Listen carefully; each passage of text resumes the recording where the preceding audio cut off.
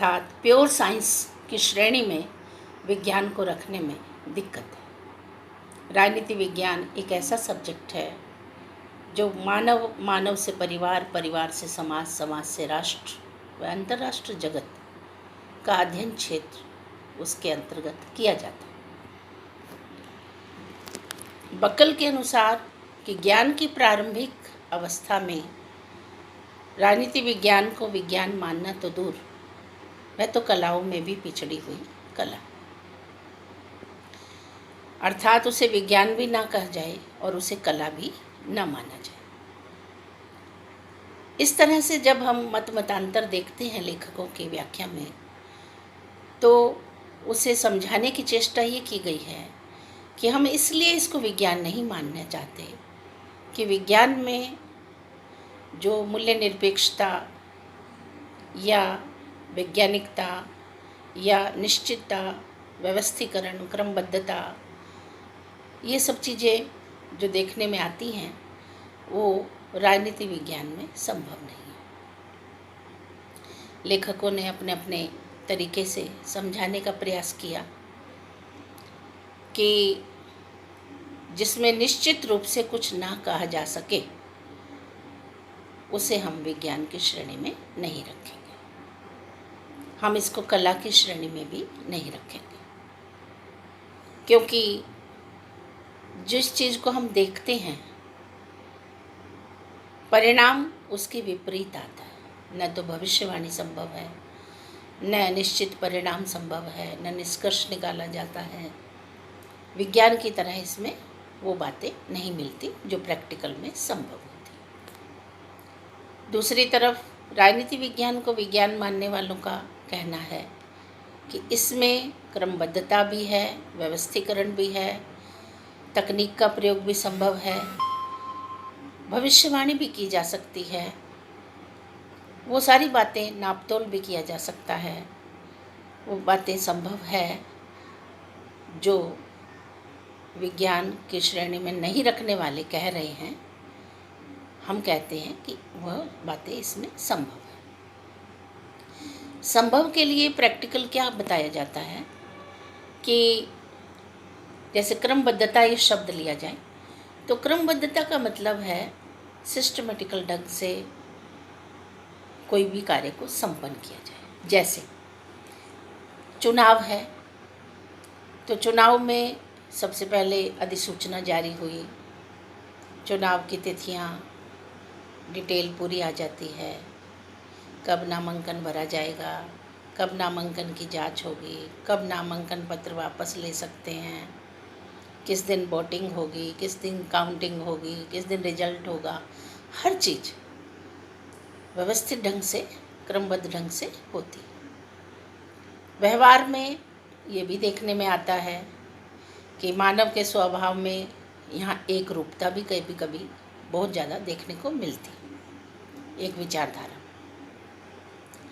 इसी तरह से चुनावी परिणामों से पहले ही सर्वे के माध्यम से अनुमान और संभावनाएं भी लगा ली जाती हैं कि परिणाम क्या होंगे। तो नित नई प्रणालियाँ, नित नए प्रयोग, नित नई व्यवस्थाएं, नित नए कानून, नित तकनीक के प्रयोग, तो ये जो प्रोग्रेसिव प्रक्रिया है, ये वर्तमान चुनावी प्रणाली ले लें या कोई भी कार्य ले लें, कार्य योजना ले लें, उसमें ये सब सिस्टमेटिकल आपको दिखाई दे सकता है। तो जो लेखक राजनीति विज्ञान को विज्ञान नहीं मानना चाहते, उनके आधार पर तो यदि देखा जाए तो कोई भी बात संभव नहीं है। विज्ञान की प्योर साइंस की श्रेणी में इसको नहीं रखा जा सकता। लेकिन जो इस टॉपिक के विषय के पक्ष में हैं, उनका कहना है अनुमान और संभावनाओं के आधार पर जो भविष्यवाणी की जाती है वो लगभग सही सिद्ध हो जाती है। तो हम इसे सौंदर्य विज्ञान की श्रेणी में रख सकते हैं, मौसम विज्ञान की श्रेणी में रख सकते हैं, मौसम विभाग भी कई दफ़ा जिन चीज़ों को डिक्लेयर करता है, कई दफ़ा तो वो बातें बिल्कुल सही निकलती हैं, कई दफ़ा अनुमान और संभावना के आधार पर उसे सही नहीं माना जाता। तो कहने का तात्पर्य ये है, विज्ञान, राजनीति विज्ञान शब्द जो है, जिसका अर्थ नगर राज्य था, धीरे धीरे नगर राज्यों का विकसित और विस्तृत स्वरूप जो है वो राजनीति विज्ञान कहा जाने लगा। तो जो डेवलपमेंट है उस हिसाब से राजनीति विज्ञान को विज्ञान कह सकते हैं, क्योंकि आज चाहे शिक्षा के क्षेत्र में है, तकनीक का पूरा प्रयोग है, नेटवर्किंग हिसाब से बच्चे काम करते हैं, नेट से रिजल्ट आ जाता है, देख लिया जाता है, मार्कशीट निकाल दी जाती है। तो नवाचार है, नवीन प्रयोग है, तकनीक का प्रयोग है। तो हम कह सकते हैं कि प्रत्येक क्षेत्र में जो प्रोग्रेसिव कार्य है उसे विज्ञान की श्रेणी में रखा जा सकता है। विज्ञान से तात्पर्य है विकास और समय अनुसार परिवर्तनशीलता, ये समय की मांग है। तो हम फिर उसी बात पर आते हैं कि अरस्तु जो है वो राजनीति विज्ञान का विचारक है, जनक है, और उस लेखक ने राजनीति विज्ञान को विज्ञान मानने के साथ कला भी माना। उनका कहना है, सत्यम शिवम सुंदरम की साधना ही कला है,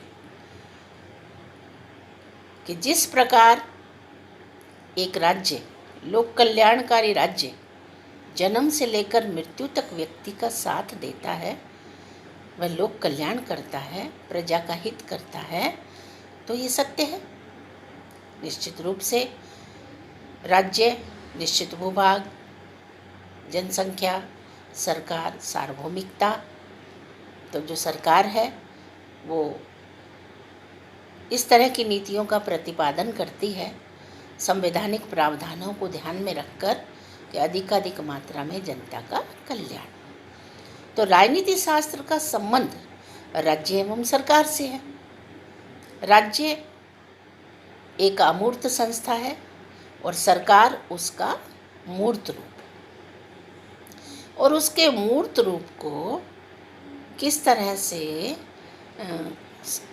जन कल्याणकारी कार्यों में निहित दायित्वों की पूर्ति करते हुए जनता का, जनता द्वारा जनता के लिए शासन की जो परिभाषाएं हैं, इसको सार्थक सिद्ध किया जाता है।